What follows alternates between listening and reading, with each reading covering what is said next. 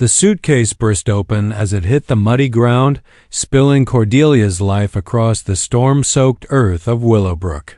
Wedding dress, torn and stained. Family photographs, bleeding ink. The gold locket her grandmother had given her now. Lost somewhere in the muck. Don't you dare come back. Barnaby's voice cracked like a whip from the porch of what used to be their home. Vivian's moving in tomorrow, and there ain't room for 2 wives in this house. Lightning split the October sky as Cordelia scrambled to gather her belongings, her fingers numb from cold and shock. 3 years of marriage reduced to soggy fabric and broken promises. The rain plastered her auburn hair to her face as she stuffed what she could salvage back into the battered case. "Please, Barnaby," she called through the downpour. "Just let me stay until morning. I have nowhere." The door slammed shut with such force that the windows rattled. Through the glass, she could see the silhouette of another woman, Vivian, the saloon singer who'd stolen her husband's heart with painted lips and promises Cordelia could never match. Thunder crashed overhead as she stumbled down the dirt road that led away from town. Her boots squelched in the deepening mud, and with each step, her waterlogged skirts grew heavier. The October wind cut through her thin shawl like a blade, and she pulled it tighter, though it offered little protection. Against the fury of the storm, where could she go? Her parents had died of fever 2 winters back. Her sister lived clear across the territory in Santa Fe. The boarding house wouldn't take a woman without means, and she had exactly $4.37 to her name. The road curved through a stand of towering pines, their branches creaking ominously in the wind. Cordelia's legs trembled with exhaustion and cold. She'd been walking for over an hour, and the storm showed no signs of letting up. Her breath came in ragged puffs as she pressed forward, driven by nothing but the desperate need to keep moving. That's when she saw the warm glow of lamplight through the trees. A cabin sat nestled in a clearing, smoke curling from its stone chimney. Despite the rain, split logs were stacked neatly under a covered porch, and an axe gleamed where it was buried in a chopping block. This was a lumberjack's home. She could tell by the precision of the woodwork, the careful construction that spoke of someone who understood timber like other men understood horses or cattle. She hesitated at the edge of the clearing. What kind of woman showed up at a strange man's door in the middle of the night? But another crash of thunder decided for her. She couldn't survive the storm in the open. Cordelia knocked on the solid oak door, her knuckles barely making a sound over the howling wind. When it opened, she found herself staring up at the most striking man she'd ever seen. He stood well over 6 feet tall, with shoulders broad enough to fill the doorframe. His dark hair was tousled from sleep, and his shirt hung open, revealing a chest carved from years of wielding an axe. But it was his eyes that stopped her, breath-deep forest green, kind and alert despite being woken in the middle of the night. "Sweet mercy," he breathed, his voice like warm honey. "Ma'am, you're about frozen through." Before she could explain or apologize or even speak, strong arms lifted her suitcase and guided her inside. The cabin was blessedly warm, filled with the scent of pine and something savory bubbling in a pot over the fire. "Name's Caspian Thorn," he said, already moving to stoke the flames higher. "And unless I miss my guess, you've got quite a story to tell." Cordelia opened her mouth to speak, but only a sob came out. For the first time since Barnaby had thrown her into the storm, she felt safe. "Sit here by the fire," Caspian said, his voice gentle as morning rain. He pulled a thick quilt from a cedar chest and wrapped it around Cordelia's shaking shoulders. "I'll get you some hot coffee and stew. Then you can tell me what kind of fool sent a lady out into a storm like this." The warmth of the cabin slowly seeped into Cordelia's bones as she huddled near the stone fireplace. Everything about this place spoke of care and craftsmanship: hand-hewn beams overhead, smooth plank floors, windows fitted so perfectly they barely rattled in the wind. Even the furniture looked handmade, each piece sanded and finished with obvious pride. Caspian returned with a steaming mug and a bowl that smelled like heaven. "Venison stew," he explained, settling into the chair across from her.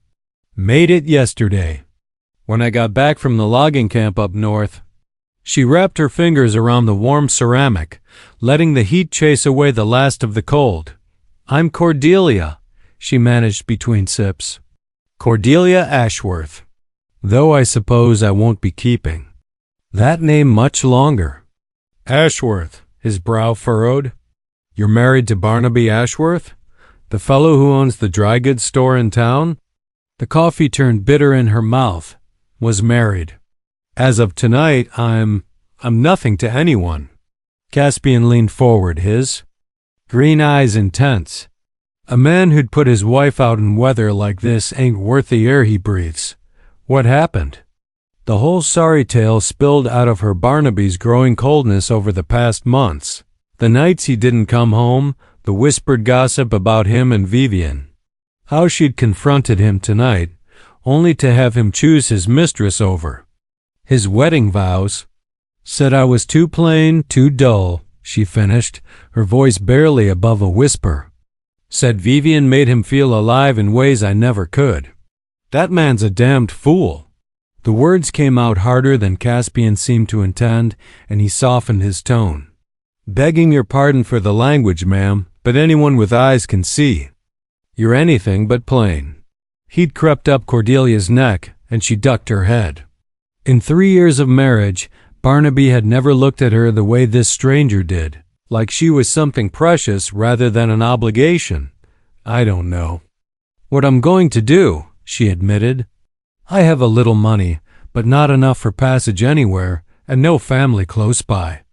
I suppose I'll have to find work, but what can a woman do in a place like Willowbrook?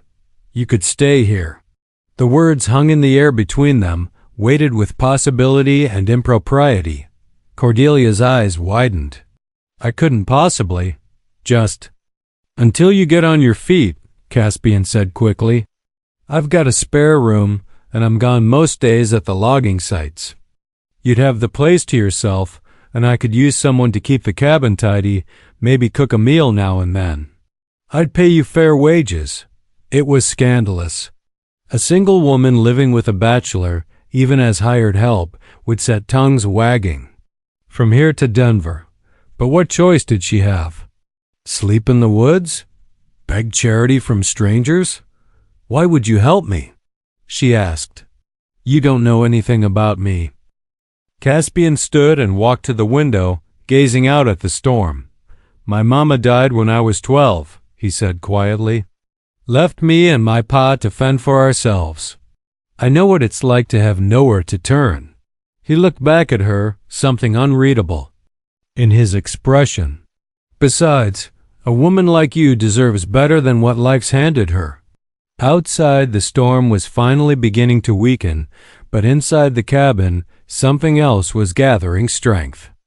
Cordelia felt it in the way Caspian's eyes lingered on her face, in the careful distance he maintained despite the obvious desire to comfort her.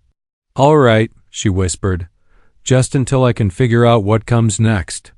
Neither of them mentioned that next suddenly felt very far away. Dawn broke clear and crisp over the mountains, painting the cabin walls with golden light. Cordelia woke in the small back room to the sound of an axe biting into wood, steady, rhythmic, hypnotic. She dressed quickly in her only clean dress, a simple blue cotton that had seen better days, and ventured into the main room. Through the front window, she could see Caspian splitting logs with effortless precision. His shirt was already damp with sweat despite the cool morning air, and each swing of the heavy axe showcased the powerful muscles in his back and shoulders. When he paused to wipe his brow, his eyes found hers through the glass, and he smiled, a warm, uncomplicated expression that made her stomach flutter. She busied herself making breakfast from the supplies in his well-stocked pantry: salt pork, eggs from the chickens pecking around the yard, biscuits from scratch using his grandmother's recipe written in faded ink on a scrap of paper. The domestic routine felt strange but comforting after the chaos of the previous night. "Smells like heaven in here," Caspian said, stomping the sawdust from his boots before entering. "Haven't had a proper breakfast in months." "It's the least I can do," Cordelia replied, setting a plate before him. "You saved my life last night. Just did what any decent person would do." He took a bite and groaned with pleasure. "Lord above, woman, where did you learn to cook like this?" "My mother taught me before she died. Said a woman needed practical skills to make her way in the world." The memory brought a bittersweet smile. Turns out she was right, just not in the way she expected. They ate in companionable silence, the morning sun streaming through windows that sparkled. Cordelia had risen early to clean them, needing something to occupy her hands and mind. Everything about this cabin invited care and attention in a way her marriage never had. "I'll be heading to the timber camp this morning," Caspian said, pushing back his empty plate. "Won't be back until evening. There's food in the pantry, and if you need anything from town ... double quotes, he hesitated. "Maybe best to stay close to home for now. Let the gossip die down before you show your face in Willowbrook." The reminder of her situation hit like cold water. She was the abandoned wife, the woman whose husband had chosen a saloon girl over respectability. By now, the whole town would know. The thought of facing their whispers and pointed stares made her stomach clench. "Cordelia." Caspian's voice was gentle. "You did nothing wrong. Remember that." After he left, she threw herself into cleaning the cabin with the desperate energy of someone trying to outrun her thoughts. She scrubbed floors, beat rugs, organized shelves that were already perfectly neat.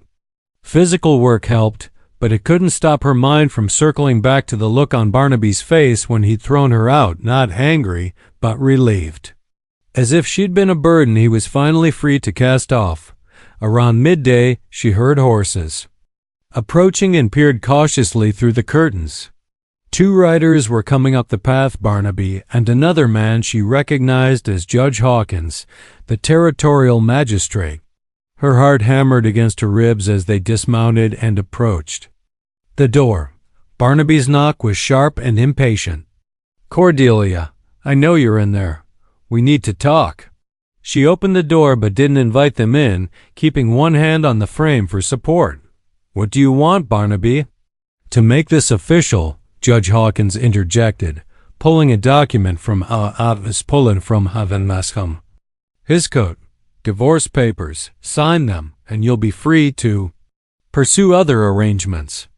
His eyes swept meaningfully over the cabin, and Cordelia realized with burning shame that they'd already drawn their conclusions about her relationship with Caspian. "I need time to read them," she said. "Time for what?"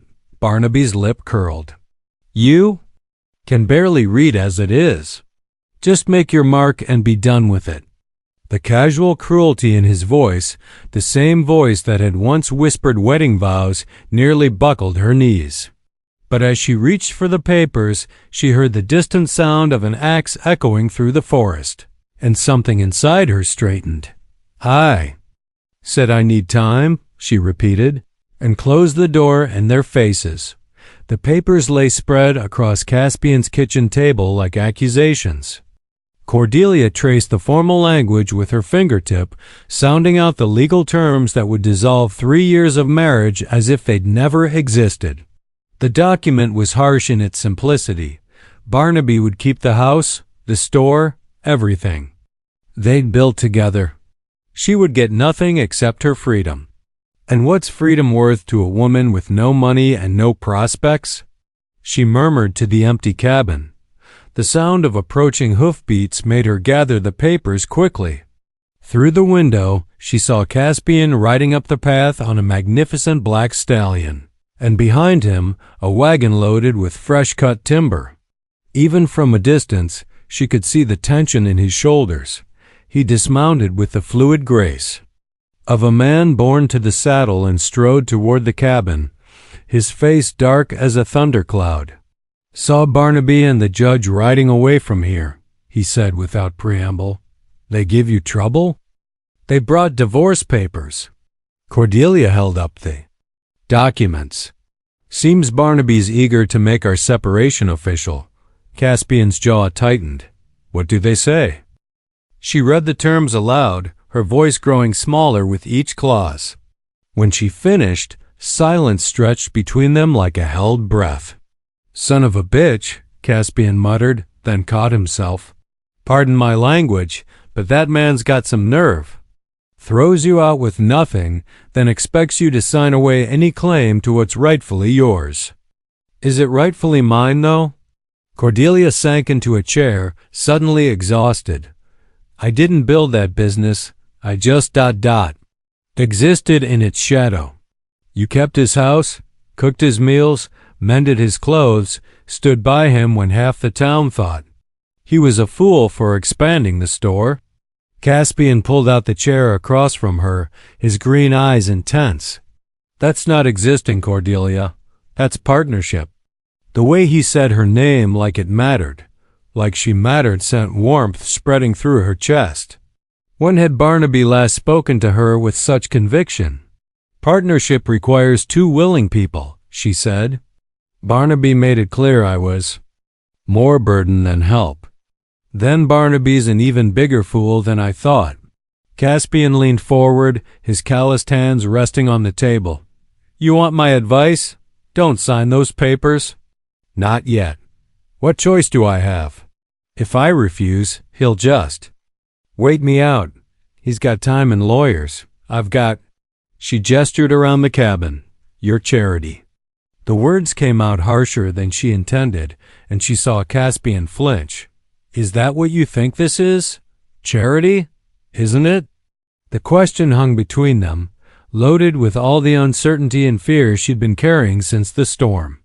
A kind man helping a pathetic woman who couldn't keep her own husband's interest? Caspian stood abruptly, his chair scraping against the floor. For a moment, she thought he might walk away, might finally lose patience with her self-pity. Instead, he came around the table and knelt beside her chair, taking her hands in his large, warm ones. "Look at me, Cordelia." She raised her eyes reluctantly, expecting to see pity or frustration. Instead, she found something that made her breath catch, a fierce, protective tenderness that no one had ever directed at her before. "I didn't offer you shelter because I felt sorry for you," he said quietly. "I offered it because from the moment you knocked on my door, soaked to the skin and heartbroken, you were the bravest thing I'd ever seen.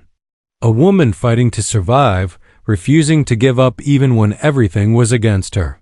His thumbs traced across her knuckles, gentle as butterfly wings. "That's not someone who deserves charity, Cordelia. That's someone who deserves a chance to see what she's really worth." Outside, the afternoon light was fading toward evening, painting the cabin in shades of amber and gold. Inside, something shifted, a recognition, a possibility that felt as fragile and precious as spun glass. "Don't sign those papers," Caspian said again. "Not until you're sure it's what you truly want." For the first time since Barnaby had thrown her into the storm, Cordelia felt like she might have choices after all. 3 weeks passed in a rhythm that felt both foreign and natural. Mornings began with Cordelia making breakfast while Caspian prepared for another day at the logging camp. Evenings ended with them sharing quiet conversation by the fire, the space between them charged with unspoken possibilities. The divorce papers remained unsigned on the kitchen table, growing more wrinkled each day as Cordelia picked them up, stared at the signature line, then set them down again. Each time, she remembered Caspian's words about knowing her worth, and each time she felt a little stronger. On a crisp November morning, she was hanging laundry when she heard riders approaching. Her heart sank as she recognized Barnaby's voice before she saw him, but this time he wasn't alone. 3 men rode with him, rough-looking fellows she didn't recognize. "Cordelia!" Barnaby's shout carried across the clearing. Enough of this foolishness. You're coming home." She stepped onto the porch, keeping her hand steady despite the tremor in her voice. "This is my home now, Barnaby. And those papers are still sitting on my table, unsigned." One of the strangers, a barrel-chested man with cruel eyes, spat into the dirt. "Told you she'd gotten ideas above her station, living with that lumberjack. Where is he, anyway?" Barnaby's gaze swept the clearing. "Gone to work like a common laborer while you play house? What I do and where he goes is none of your concern anymore," Cordelia replied, though her pulse quickened.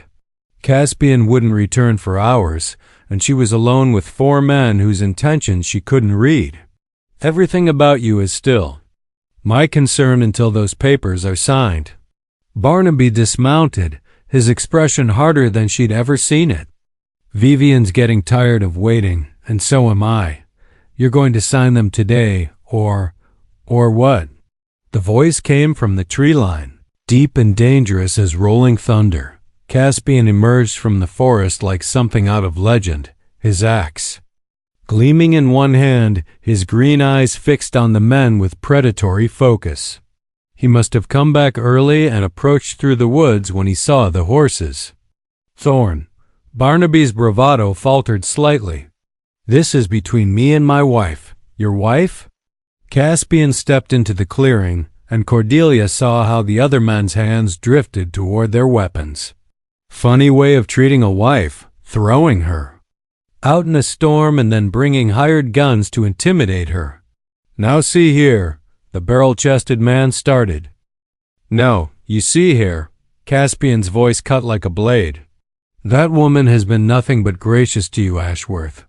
She kept your house, supported your business, never gave you cause for complaint. And this is how you repay her loyalty?" Barnaby's face reddened. "She's barren as a salt flat. What good is a wife who can't even give a man children?" The words hit Cordelia like physical blows, reopening wounds she'd tried so hard to heal. She'd lost 2 babies in their first year of marriage, tiny, perfect souls who'd never drawn breath, and Barnaby's accusation felt like desecration of their memory. But before her knees could buckle, before the familiar shame could take hold, Caspian moved. His fist connected with Barnaby's jaw with a sound like splitting wood. Her husband crumpled to the ground, blood streaming from his nose. The other men reached for their guns, but Caspian's axe was already singing through the air, burying itself in the nearest tree with such force that the impact shook leaves from the branches. "Anyone else want to discuss Mrs. Ashworth's personal business?" he asked mildly. The silence stretched taut as a bowstring. Finally, the barrel-chested man helped Barnaby to his feet, and the 4 of them retreated to their horses. "This isn't over," Barnaby snarled through bloody lips. "She's still my wife, and I'll have what's mine." "Then you'd better hope those papers get signed soon," Caspian replied. "Because if I see you on my land again before they do, we won't be having words." After they'd ridden away, Cordelia sank onto the porch steps, her whole body shaking. Caspian sat beside her, close enough that she could feel the heat radiating from his skin. "Thank you," she whispered. "Always," he replied, and she believed him. That night, Cordelia couldn't sleep. She lay in her narrow bed, listening to the wind howl through the pines and thinking about the look in Caspian's eyes when he defended her honor. No one had ever fought for her before, not with such fierce, protective passion. Around midnight, she heard movement in the main room and the soft crackle of logs being added to the fire. Unable to resist, she slipped on her robe and padded barefoot to the doorway. Caspian sat in his chair, staring into the flames with troubled eyes. He'd changed into his nightshirt, but sleep seemed as elusive for him as it was for her. "Can't rest either?" she asked softly. He looked up and something in his expression made her breath catch. "Keep thinking about what that bastard said to you today. About ... double coots." He swallowed hard. "About children." Cordelia wrapped her arms around herself, the familiar ache settling in her chest. It's true, though. I lost 2 babies in our first year of marriage. The doctor said there might be something wrong with me, that I might never stop. Caspian rose from his chair, crossing to where she stood. Don't you dare blame yourself for that. But if I can't give a man children, then any man who'd throw you away for it is a fool who doesn't deserve you. His hands framed her face, thumbs tracing the tracks of tears she didn't realize she'd shed. Cordelia, do you know what I see? When I look at you? She shook her head, not trusting her voice. I see a woman who makes this cabin feel like home for the first time since my mother died. I see someone who turned my simple meals into feasts, who brought laughter to rooms that had been silent too long. His voice grew rough with emotion. I see the woman I've been waiting for my whole life without even knowing it, Caspian. His name was barely a whisper on her lips. I love you. The words hung between them, simple and profound. I've loved you since that first night when you stood on my doorstep, soaked and shivering and still too proud to beg. I love your strength, your kindness, the way you hum when you cook. I love the sound of your voice reading aloud by the fire, and the way you make even my roughest days better just by being here. Tears flowed freely now, but they weren't tears of sorrow. I love you too, she whispered. I've tried not to tell myself it was gratitude or loneliness. But his mouth captured hers in a kiss that tasted of hope and promise and all the tomorrows they might share. She melted against him, her hands fisting in his nightshirt, her heart pounding so hard she was sure he could feel it. When they finally broke apart, both breathing hard, Caspian rested his forehead against hers. Marry me, Cordelia. As soon. Those papers are signed and you're free. Marry me. Are you certain?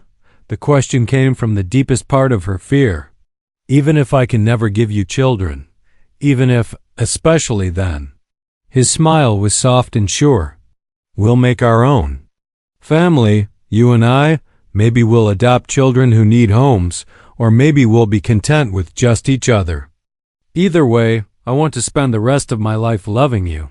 She kissed him again, pouring all her love and gratitude and fierce joy into the contact. When she pulled back, her decision was crystal clear. Those papers, she said. Where are they? On the kitchen table, where they've been for weeks. Hand in hand, they walked to the table. Cordelia picked up the pen, dipped it in ink, and signed her name with firm, decisive strokes. 3 years of marriage ended with a flourish of her wrist. Mrs.